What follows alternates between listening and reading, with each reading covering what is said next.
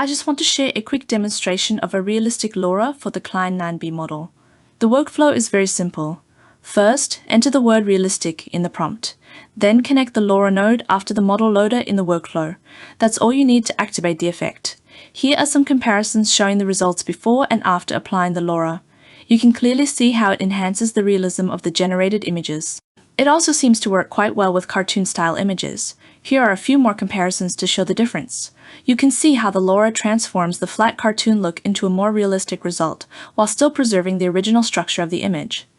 I also tried this with some images from older video games. It's interesting to see how the model converts these old 3D game visuals into more realistic images.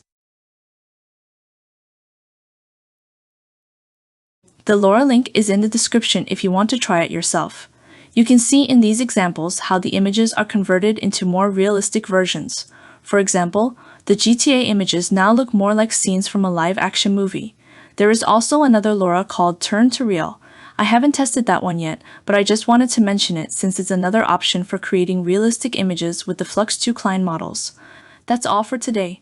Just a quick share so I can come back and reference it later if I need realistic results.